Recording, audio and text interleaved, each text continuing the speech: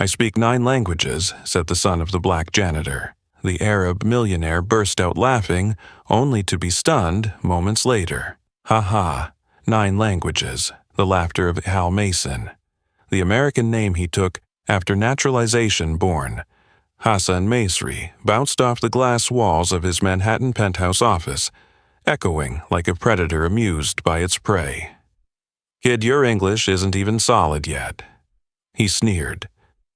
David Carter, 14, stood tall before the Italian marble desk, clutching his worn public school backpack, his calm eyes at odds with the burning heat seared across his cheeks. Beside him, Grace Carter, 42 years old, clutched the mop handle so tight her knuckles shook. For 5 years, Grace had quietly scrubbed this tower of power, swallowing sneers to raise her 2 children. Today, with her shifts overlapping and the babysitter canceling last minute, she brought David along her chest, tight with worry, mistake already made. And Hal, the billionaire owner of Mason Global, was relishing his best entertainment in weeks, a kid daring to claim fluency in 9 tongues. David apologized to Mr. Mason. Grace whispered, "No need." Hal leaned back in his $15,000 leather chair, arms folded mocking. "I want to hear what these 9 languages are." David drew a deep breath. At 14, he already knew the world labels people like him before it listens janitor's kid, Black Bronx, English, Spanish, French, German, Arabic, Mandarin, Russian, Italian, Portuguese. He listed clearly one by one. Hal's smile faltered for the briefest beat, then hardened into a scowl. "Nonsense. Grace, your kid's delusional. Get him checked instead of bringing him here." Sir David's tone stayed calm, steady in a way that unsettled. "Do you speak Arabic?" Hall raised a brow. "Of course. My mother tongue." David tilted his head slightly, then spoke in flawless classical Arabic, Urs al-Haqqa, not a tourist phrase, but a sophisticated structure, perfect rhythm, guttural consonants, crisp. The air froze. Hal stared at the boy. Grace didn't understand the words, but she felt the gravity in the room shift. "Where did you learn this?" Hal blurted. "At the public library, sir. They have free language programs every afternoon." Hal tried to regain control. "Memorizing a sentence doesn't mean you can speak." "True," David nodded. "That's why I brought this." He unzipped his backpack certificates of multilingual proficiency, evaluated by Columbia University, a 3-year track advanced credentials from the City Library, and documentation of completing a simultaneous interpretation program online. Stamps, signatures, dates, all in order. Fake. Hal snapped. David didn't argue. He tapped a video call. Professor Mei Lin's office appeared on screen. David switched into rapid-fire Mandarin complex clauses, business terms flowing effortlessly. Hal didn't grasp a word, but the rhythm betrayed mastery. Then Professor Lin turned to English. "Crisp, David has been the most outstanding student I've taught in 15 years. His Mandarin is indistinguishable from a Beijing native." The call ended. Hal's hand trembled slightly, a rarity. He turned to Grace. "You knew about this?" Grace shook her head, her eyes torn between fear and pride. David spoke for her. "I started at 11. When Mom lost her second job during the pandemic, I went back to public school. Classes were too easy, so I used the extra time to study seriously." Hal went quiet. His own kids had tutors elite schools, yet this library boy surpassed them with discipline and will. Why languages? Hal asked for the first time sincerely.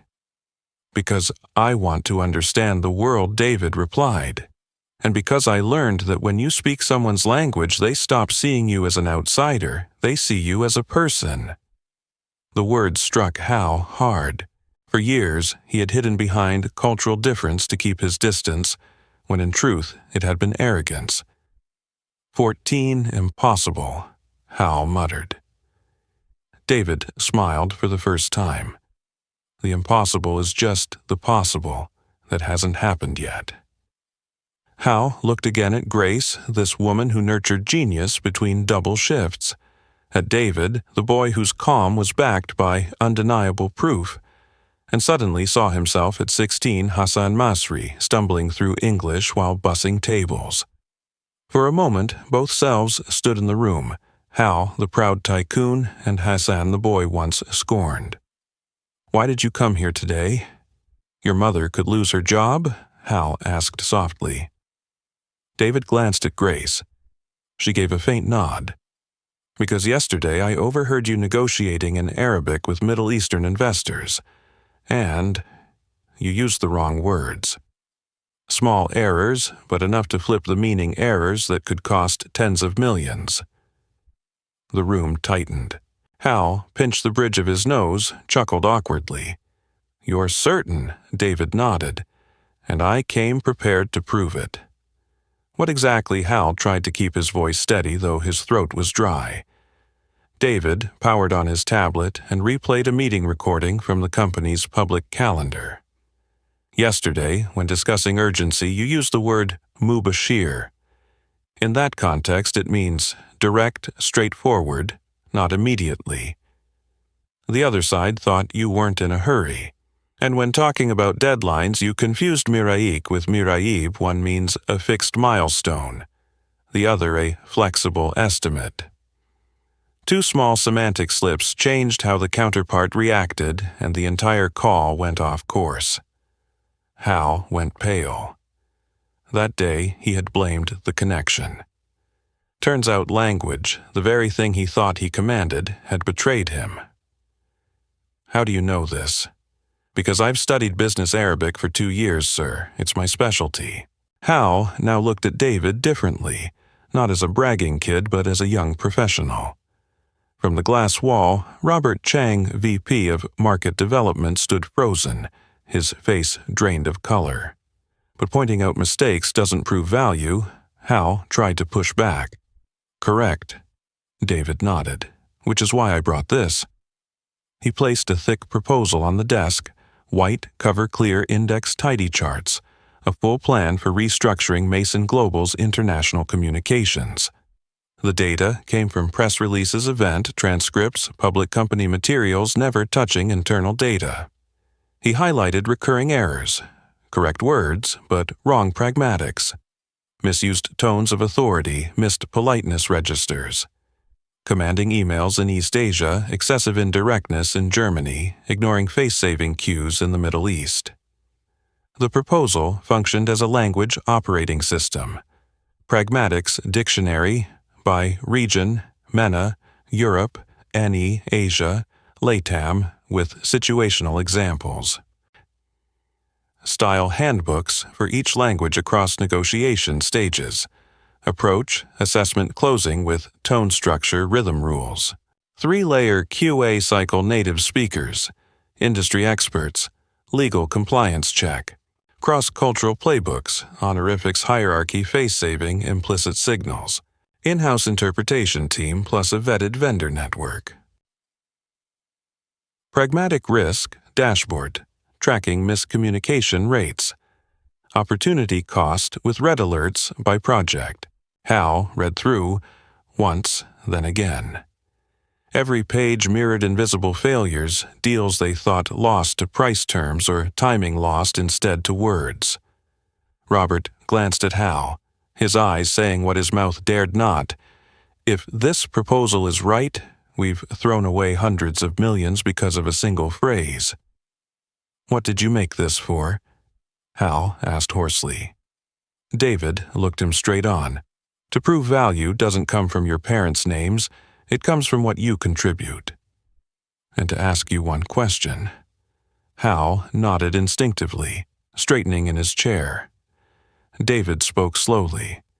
"If a kid like me can build all this with just a public library and spare time, what could kids like me achieve if given the same opportunities as your children?" The question weighed heavier than the stack of papers. It pressed against Hal's chest, forcing him to confront himself.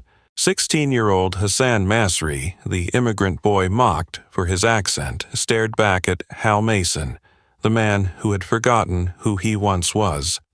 Hal began, then stopped.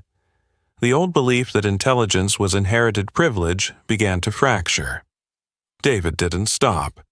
He flipped to an appendix, a case matrix for each region with sample phrases and tonal variants, draft emails built with intentional pauses for responses, bilingual contracts with mirrored clauses to prevent legal drift. At the end, a page of hard numbers by fixing 3 processes glossary QA cultural response Mason Global could recover and boost international revenue by 300 million within 6 to 12 months. Hal braced himself on the edge of the desk. How long have you been working on this? A few months, David answered. I didn't come by accident. I planned for this moment. Hal would have exploded if those words came from arrogance, but they came from discipline, from a boy's belief that meaning could shift the balance of power in this very room. You saved my company without me knowing, Hal said slowly. Actually, David pulled another slim file from his backpack. I did more than that. It was an implementation timeline, weeks 1 to 2 survey. Weeks 3-6 version 1 glossary plus style book, week 7-12 live QA plus training, quarter 2 impact measurement, each cell tied to an owner and measurable completion criteria. Not a dream, an operational roadmap. The room was as still as before a storm. Hal looked out at Manhattan, realizing his empire wavered, not because of markets, but because of meaning. He turned back his gaze less cold. Grace, he said for the first time, calling by name the woman he had overlooked for 5 years. You've raised a genius. Grace shook her head softly. I raised a person who knows his worth. Half the revolution was done proving capability and business value, but David had one more weapon policy and ethics the nail for the coffin of the old belief system. He reached into his backpack, his fingers closing around something small, cold-weighted with responsibility. Before you answer my question, sir, David said, still courteous, I need you to hear something. The lights flickered. The air dipped a few degrees. Robert Chang swallowed hard. Hal stood straighter, power instincts bracing for danger. At this altitude, mistakes carried a price. At this altitude, truth could liberate or burn. And the janitor's son, the boy who had just proved 9 languages, was about to lay that truth on the table. A faint beep, then Hal Mason's voice, clear, cold, undeniable, poured from the recorder lying in the middle of the table. All the black people here are the same lazy, poor learners, always blaming others. I only entrust important positions to Arabs and whites. The penthouse froze as if someone had yanked the handbrake. Grace Carter's hand shot to her mouth, tears spilling before she could stop them. In the corner, Robert Chang stiffened. His eyes flickered rapidly as if already mapping escape routes for legal risk, for PR, for shareholders. Hal lunged forward. You can't record without permission. David's expression didn't change. New York is a one-party consent state. When one party agrees, recording is legal, especially when the evidence points to systemic discrimination in hiring and promotion. He spoke slowly, clearly, like a junior attorney. Hal opened his mouth, then closed it.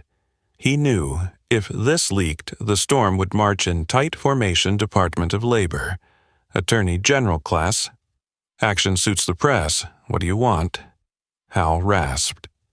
Not cash, David replied. I want choices. He slid a bound contract across the desk, his voice still courteous, but each word dropping like a brick into Foundation 1. Appoint Grace Carter as facility supervisor, salary, $80,000 year plus full benefits, plus operational budget authority. 2. Establish the Carter Mason Foundation scholarships for underprivileged youth focused on languages, technology, and professional ethics, co-managed by an independent third party. 3.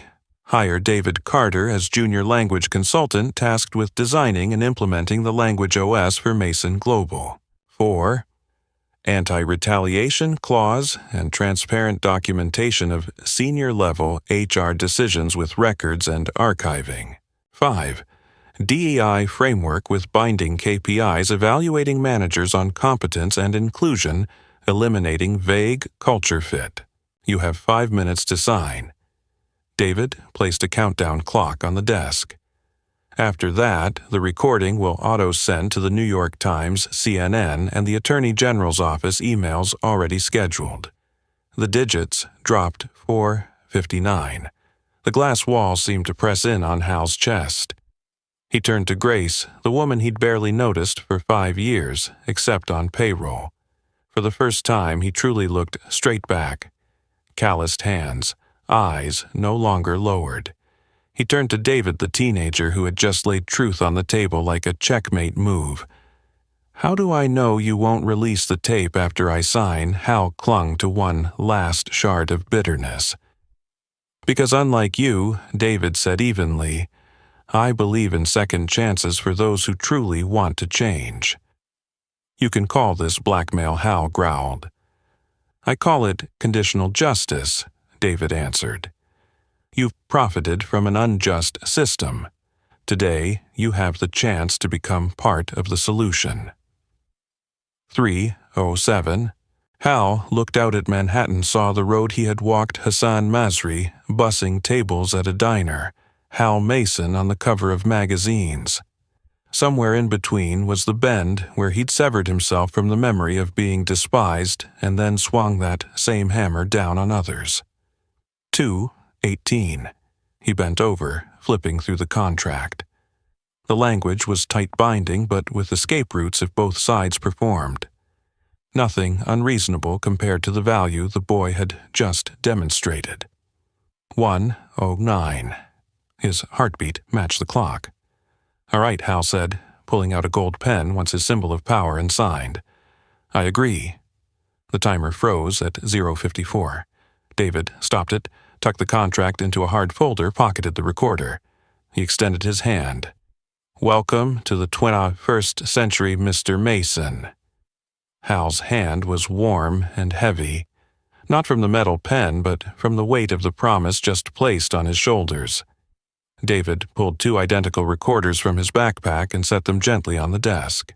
"For your peace of mind," he said calmly, "this entire session, including your voluntary signature, has been recorded and deposited with an independent third party, a trust insurance for both sides."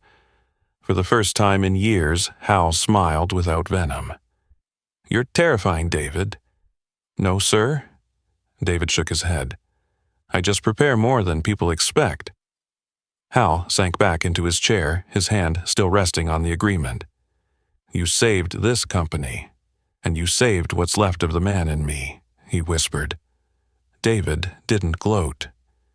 He folded the folder neatly, bowed slightly, and stepped back beside his mother. Grace looked at her son, the pride rising so strong it crushed her sob into silence. She didn't beg, didn't gush thanks. She told Hal one thing enough. From today forward, the work will be done right. In the corner, Robert cleared his throat. "Where do we start?" David answered instantly, as if he'd been waiting for that cue. Tomorrow, internal email announced the appointment the Carter Mason Foundation and the Language OS project. Week 1, Audit Linguistic Errors, Cultural Gaps. Week 3, Draft Multi-Region Glossary. Week 6, Language Stage Style Books. Week 12, 3-layer QA and Training. Quarter 2, Impact Measurement. He looked straight at Hal. "And a letter from you, not PR, just truth and commitment." Hal nodded. The room had just skirted a cliff. But he knew signing was only the start. The hardest part would be loosening the rusted bolts of the system hierarchical jargon, prejudice, lazy thinking. Still, from this moment, the direction was clear, the rhythm set, and the evidence was on their side. The next morning, Mason Global's email system lit up non-stop. Appointment Grace Carter, Facility Supervisor launch. Carter Mason Foundation Project Language OS, Global Language Operating System. The reactions were mixed. Some sneered PR damage control, some doubted language, doesn't matter. Others exhaled relief. Finally, someone named the real problem. The decisive signal came from Hal. He sat in the front row at the kickoff, probing why to the very root, even letting David dissect his own emails, accepting being called out on rigid commands and unconscious phrasing. In any organization, the way the CEO learns becomes the loudspeaker for the culture. David broke the project into short, goal-driven runs. 1. Live multi-region glossary.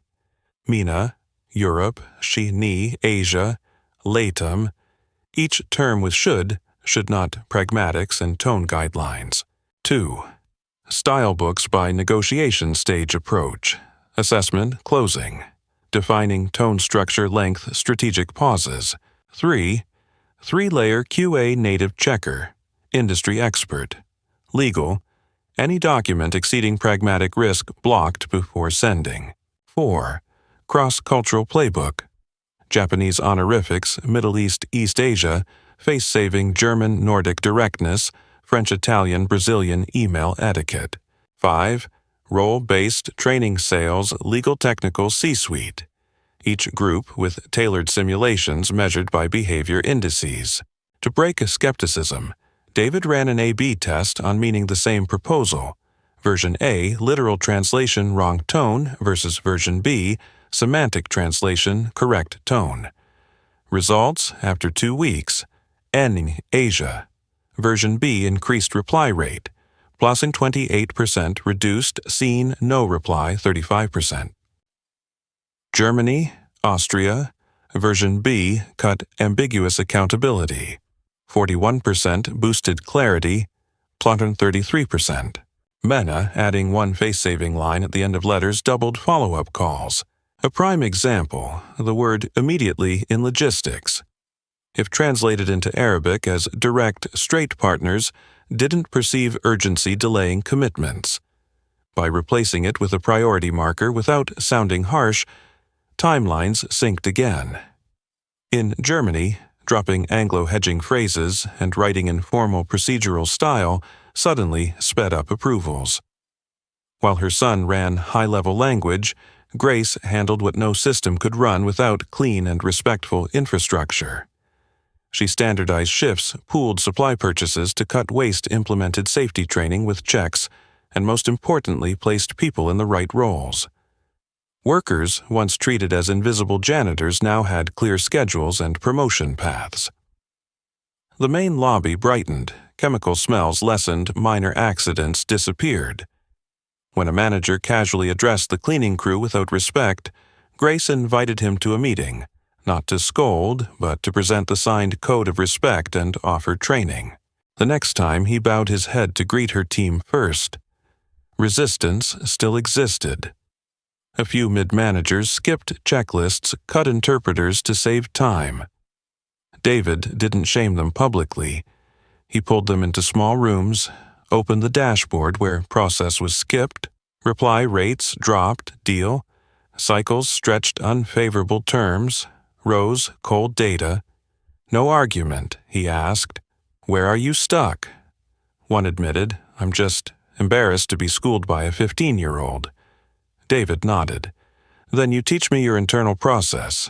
I'll teach you the language side. A swap. Weeks later, that man became an unofficial ambassador for Language OS.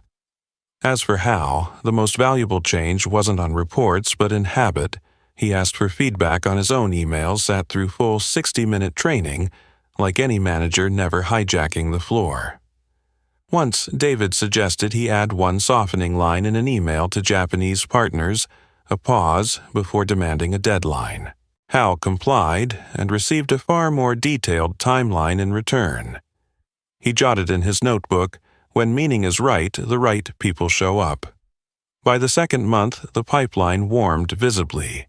An RFP frozen in North Africa thawed by simply changing vendor to partner of record and adding one face-saving line. In Germany, a stalled contract with partners who refused video calls closed after formalizing everything in proper written protocol email became law. Internal charts shifted international close rate, +131% deal cycles, 18% cost disputes, 22%. Finance sent a memo with the blunt subject line meaning pays. 6 months and $200 million in new recovered revenue tagged to Language OS. One afternoon at the Bronx Library, 15-year-old Maria asked Hal bluntly, "Did David blackmail you to get his job?" Hal chuckled this time, gently. "If blackmail means forcing a powerful man to do the right thing with evidence, then yes. And it's the best thing that ever happened to me." Beside her, Carlos showed off a pragmatic scanner module. He had coded a system that scanned emails suggesting replacing ASAP with region-specific deadlines, or reminding to add a face-saving line before closing. That night, Hal sat alone. He wrote, "The most durable asset of a business isn't money or technology, but meaning between people. I once won with cold edges. Now I want to win with accuracy of meaning and generosity." He texted David, "Next week, sign me up for a beginner's class. I want to start from scratch." On the other end, David replied with a book emoji and one line Monday 8:00. "Come 5 minutes early to pick a front seat." The numbers had spoken, but the project would only truly take root when people's habits changed, and that David knew required more collisions, more pressure simulations. On the horizon, a Japan-UK negotiation worth $500 million had just requested live interpretation. This would be the live-fire test for Language OS and for David's own courage. At 3 a.m., a meeting invite arrived from Japan Seishin Heavy Industries requested a bilingual negotiation with simultaneous interpretation. Contract value, roughly $500 million. Hal Mason forwarded it to David Carter with a single line. "Ready," David replied 3 minutes later with an attachment honorific matrix. Draft.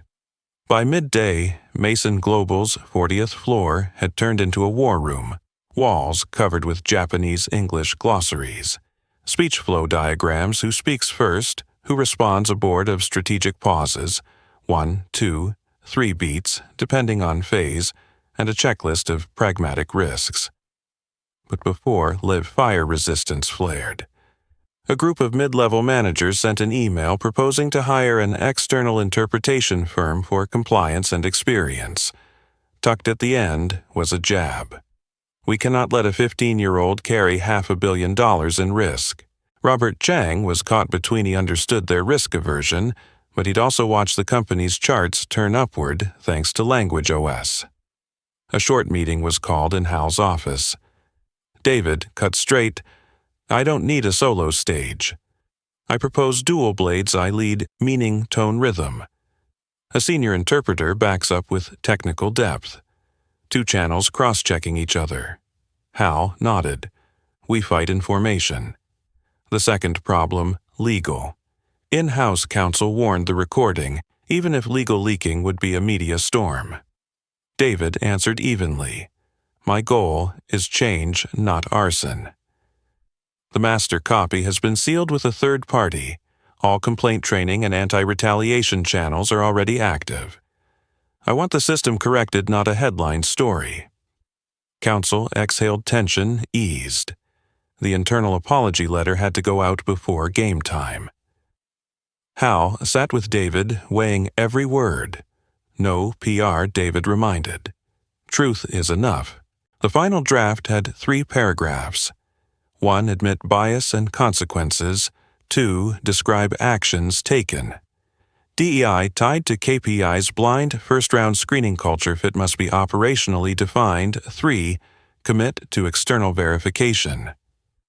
The letter was sent no fanfare, just a respectful silence rippling across chat. During rehearsal week, Language OS hit a ceiling. A European regional director bypassed process, shot an English email to German partners, lacing in ASAP 3 times.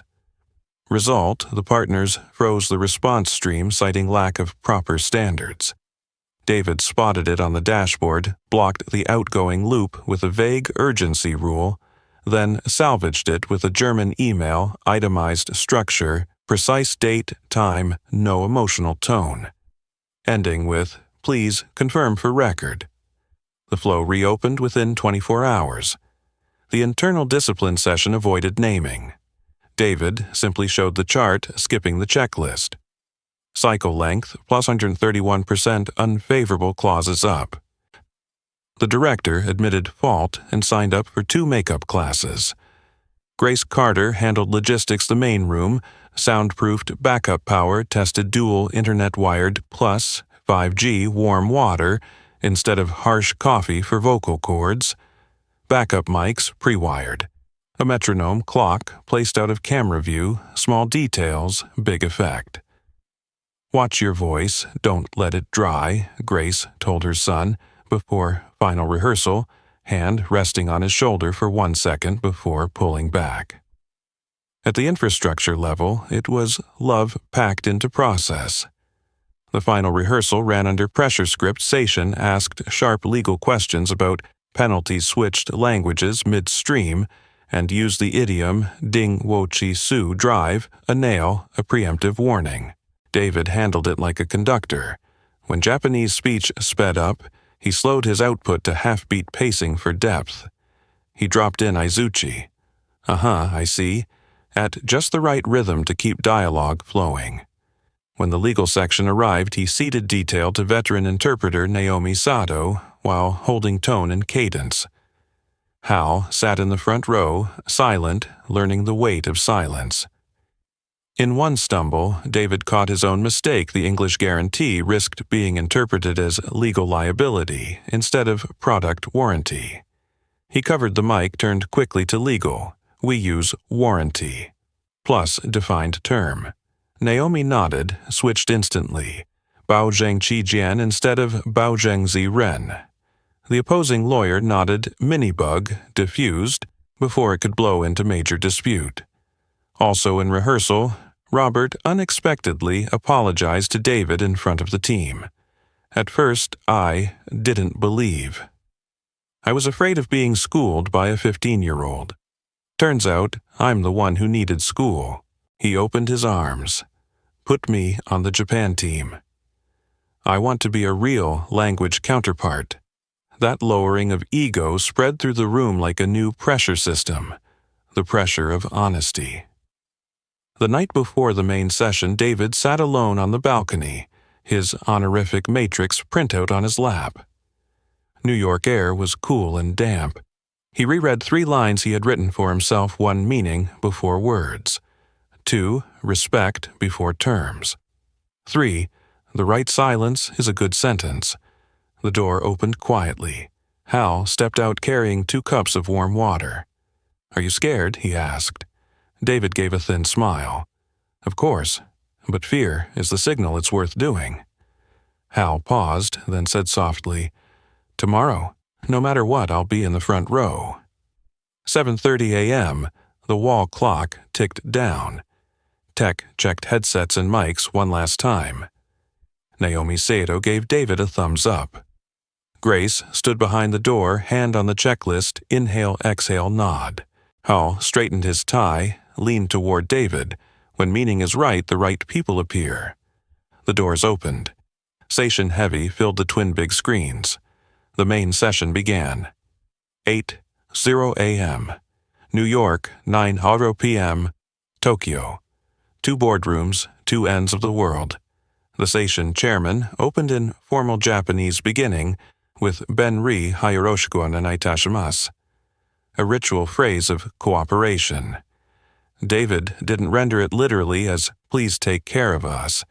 He shifted the meaning, "It's an honor to work with you today." The tone was set respect. The technical section went first. Station moved fast, throwing streams of production jargon. Naomi carried the detail channel. David held the cadence. A Japanese manager slipped in, "Yuen Lu Naku, please don't hold back." If translated flatly as "don't be shy," the atmosphere could stiffen. David chose, "We invite you to share fully, every perspective is valued." Both sides nodded. At minute 27, the penalty clause surfaced. The counterpart circled carefully, layering double honorifics Zhongjing Hotepin responsibility, ending with the idiom ding wo sisu, literally to hammer a nail a warning. Rendered directly, it would sound like a threat. David turned it. "Allow me to mark a caution here so both sides avoid trouble later."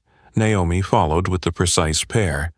Wei Yuejin no Jiduan graduated penalties instead of Yi Lu Wei Yuejin flat penalty. Mason's lawyers glanced at each other. The hardest point had been bridged. Then came finance. A Station executive asked about guarantee. David covered his mic for half a beat, turning to Hal and counsel. "If we say guarantee, they may hear liability. We use warranty plus term definition." On the Japanese channel, Naomi paired Baozheng Qijian, Zhipin Baozheng, avoiding Baozheng Zeiren. The Japanese lawyer nodded slightly in Aizuchi of acceptance. David dropped a beat of silence before moving to costs matching the pulse of Japanese dialogue culture. Midway, a glitch, Tokyo's feed cut for a few seconds. David didn't flinch. He filled the gap with a face-saving line. "Allow us to restate the key point to avoid any misunderstanding from the connection." It saved the flow without blame. When sound returned, David summarized tightly. Naomi polished the terms. The meeting moved as if unbroken. Then culture relations. David leaned in. "Our goal is a relationship measured in decades, not quarters." Said too early, it would ring hollow. But after clearing technical legal financial ground, it was a key. On the far side, Seishin's chair smiled, replying with "Changchi de nao fukihei." David translated not words, but meaning, to walk the long road together. The climax hit at minute 1:12. Japan asked, if delivery is 10 days late due to natural disaster, how should adjustment apply? A trap too rigid, lose goodwill. Too soft, lose binding force. David exhaled, eyes flicking to his honorific matrix formula. Acknowledge limit countermeasure. Use humble xianrang yu before, polite dingzhu yu when speaking of oneself. He spoke slowly. First, we acknowledge our duty of contingency. In cases of force majeure defined clearly, e.g. disasters of level X declared by authority, Y, we propose a tiered adjustment under scale Z with added overtime responsibility and transparent reporting. Naomi carried it with finesse, legal nodded. Across the table, Japanese posture shifted acceptance signal. Hal silent. All session was cued by David's glance for a closing beat. He didn't boast. He said, steady. We commit to putting the right people to the right meaning. If meaning is wrong, we fix it. If people are wrong, we learn again. David delivered it in modest register. The air eased into signing range. One beautiful moment in Tokyo. A young manager began with Kongre Rurimasaga, "Forgive me, but..." David carried the humility, if I may. Let me clarify a small point. That one gentle word preserved the partner's face, and Mason's face in return. Finally, Seishin's chair said, "Agreed." The sound fell like a wooden bead on wood, soft yet resonant. Keyboards tapped. The term sheet appeared on screen, passed through Naomi and legal's filters. David scanned rhythm tone meaning. Digital signatures clicked. $500 million. Afterward, the 40th floor hallway burst, not with cheers but with hugs and released breaths. Grace stood back, resting her hand on her son's shoulder for 1 second. Hal approached David. "You didn't just save the company, you saved the part of me that's human." David replied, "No one saves anyone, we just choose the right meaning." Hal smiled gently this time. A Forbes reporter invited to observe remotely appeared in the media room. "Mr. Howe, how does it feel to be a billionaire CEO with a 15-year-old advisor?" "Hal, I just learned that leadership isn't being the smartest person in the room, but being the one who recognizes and nurtures the intelligence of others." The reporter turned to David. "Your advice to young people." "David, don't let anyone price you by looks or circumstance. Origin doesn't define destiny, and always, always bring evidence with your words." That afternoon as the team left, Hal held David back. "A confession. You didn't just save the company, you saved my soul. I had become the man I once despised." David looked at him without judgment. "Then don't go back. Keep walking forward." Hal nodded, eyes wet, not from loss, but release. That night, the Bronx Library stayed lit late. The Carter Mason Foundation hosted a session. David laid 3 principles on the table: evidence before emotion, prepare before escalation, ensure every promise. Kids scribbled notes furiously. At the door, Grace watched her son not as a prodigy, but as a young man who put meaning above ego. And in another corner, Hal stood silent, remembering Hassan Masri at 16, the boy once trembling on the TH, now relearning the language of being human. Tomorrow's task board read Language OS V1.1. Add Japanese, Korean modules. Expand blind recruitment. Train unconscious bias at management level. The $500 million story had closed, but the operating system of meaning had just begun to run steady. Inside Mason Global, a phrase spread: "When meaning is right, the right people appear." That afternoon at the Bronx Library, the Carter Mason Foundation's round table buzzed with the sound of pens tapping. Maria, 15, raised her hand. "Mr. Hal, is it true that David forced you to give him the job?" "Hal." Mason laughed, gentle this time. "If forced means making someone with power choose what's right using evidence, then yes, and it's the best thing that ever happened to me." David Carter, sitting beside him, kept his eyes on the draft contract he was translating. He didn't gloat. He simply ticked off a weekly target on his list: get Hal out of defensive mode. "How did you know the final move would work?" asked Carlos, 13, on a coding scholarship. David looked at his peers. "Because I study people before I study problems.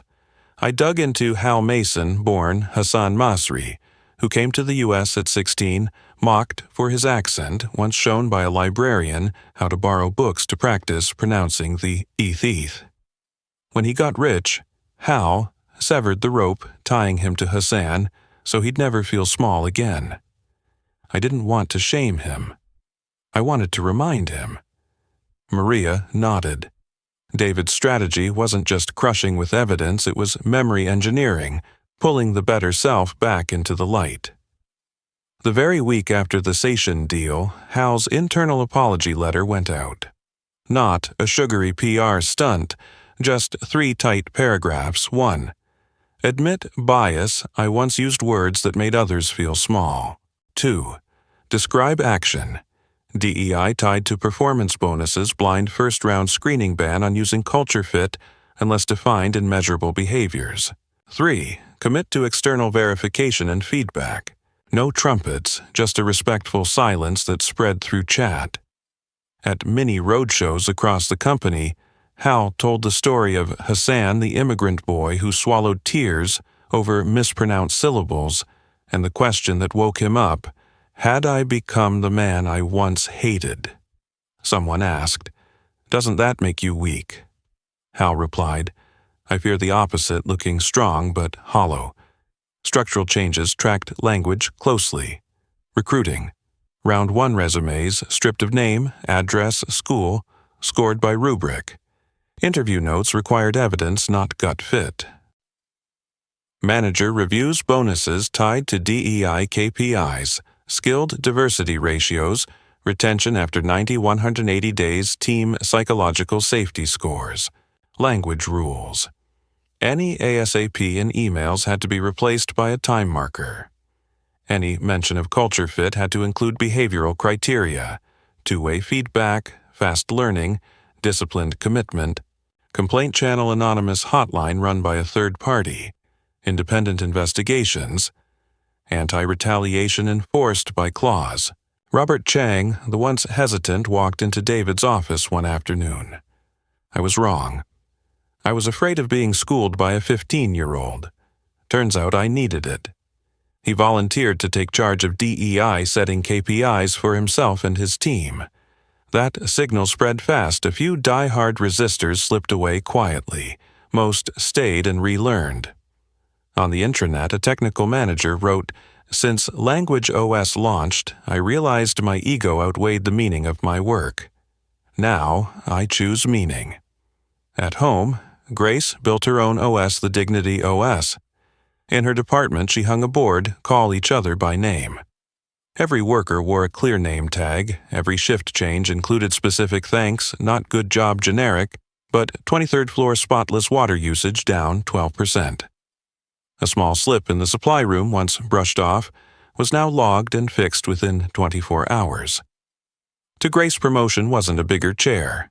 It was safety, plus respect growing day by day. David locked down the risk edges. The two backup recorders capturing Hal's voluntary signature were encrypted and escrowed with an independent attorney. The deed read only "open" if triggered by both parties or a court order. "It's promise insurance," he told Grace the night he sealed them. Grace nodded. In this world, even innocence needs discipline.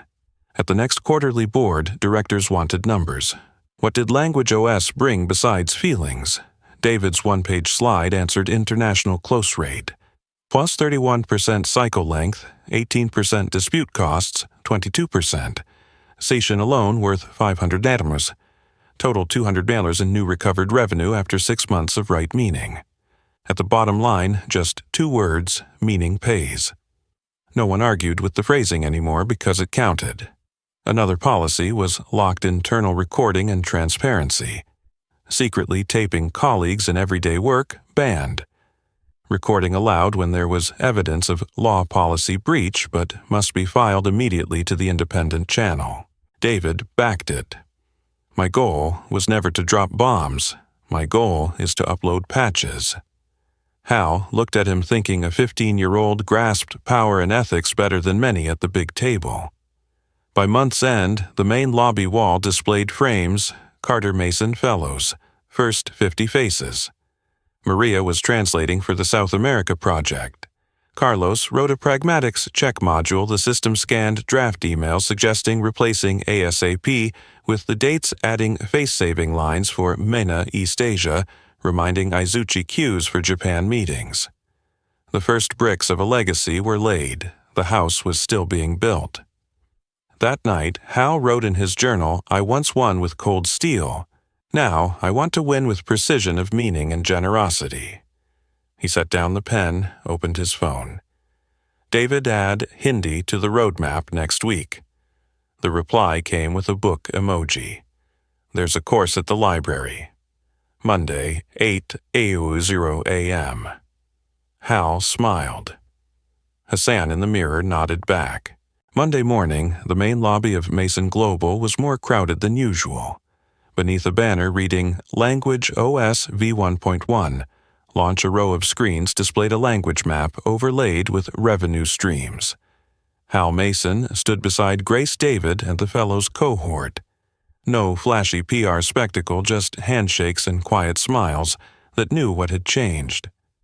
Forbes ran a feature on the Sation deal headline, "When a billion-dollar CEO relearned the language of being human." A reporter asked Hal, "What's your takeaway?" Hal, leadership isn't about being the smartest person in the room, but about recognizing and nurturing the intelligence of others. And David, don't let anyone price you by your looks or circumstance. Origin doesn't define destiny. And always, always bring evidence with your words. Inside, the roadmap was locked. V1.1, Finnish, Japanese, Korean modules add Hindi. Expand regional respect syntax. auto-warn pragmatic risks before emails are sent. V1.2. Extend to a lightweight frontline system message, templates. Quick scripts integrate micro-training, 3 5-minute lessons. V.0 meaning Studio, a multicultural negotiation simulator with instant feedback metrics. The Carter Mason Foundation also mapped a 12-month plan, 100 new scholarships library, partnerships, laptops, and data for underconnected regions expanded language tech ethics tracks. Maria led the communications group producing a bilingual monthly bulletin. Carlos ran automation, turning the error check module into an email plugin. Amid the rush, small clashes still surfaced. A newly hired manager from another firm suggested cutting some of Language OS's red tape because it slows sales. David didn't argue. He pulled up the dashboard. OS-compliant teams closed 18% faster with 22% fewer disputes. If you go fast but wrong in meaning the cost later is brutal, he said. The manager went silent. The next week he emailed thanks OS had helped him clear a misunderstanding in Brazil with just one respectful sentence. Grace kept weaving her dignity OS. She proposed an internal emergency fund to support cleaning staff during illness and required name badges for managers working on the operations floor. If my team wears names, so do you. Hal signed instantly. At the quarterly review, he said one line that made the janitorial team stand taller. Without you, every contract is just dirty paper. It sounded a bit over the top, but everyone understood the meaning respect had reached the ground floor. One afternoon, the board raised the risk question. What if David leaves? David answered before, Hal OS isn't me. OS is a system. He pointed to the chart glossary maintained by regional teams' style book, versioned by Sprint 3-layer QA with sign-offs, meaning studio to rapidly train newcomers. I just flipped the switch. Hal smiled core leadership lesson, replace yourself with a system. By day's end, Forbes came back asking for one more quote. Hal looked at David, then at Grace. He said slowly, the most enduring asset of a business isn't money or technology, but the meaning between people. I once mocked others to feel big. Now I lift others to feel right. The article went live. The comment section was quieter than usual, less venom. One note read, I'm the child of a janitor. Today, I saw my mother finally seen. That evening, the Bronx Library lit up again. David laid 3 principles before the kids. Evidence before emotion. Prepare first, escalate with ethics. Ensure every promise. What if people still don't listen, one child asked. Then, your meaning isn't strong enough, go back. Add evidence, change the framing. David replied. Grace stood at the door watching her son, not as a prodigy, but as a young man who put meaning above ego. Late at night, the 40th floor elevator opened its mirrored doors, reflecting 3 figures. David, keeper of meaning, Grace, keeper of dignity, Hal, keeper of word. The doors closed. Where insults had once been thrown, now commitments were launched. Before it shut fully, David half joked to Hal. What did I say the first day we met? Hal answered without pause. You said, I speak 9 languages. David smiled. I didn't say it to shame anyone. I said it so truth could have a voice. Outside, Manhattan still blazed with lights. But somewhere in a public library, another kid was opening a language app. Another librarian was showing the way. And another operating system of meaning was being switched on. The story didn't end. It simply changed narrators. And if anyone asked David Carter what opening line he would keep, he wouldn't alter a syllable. I speak 9 languages. 9 languages and one meaning that value must always be proven, never begged.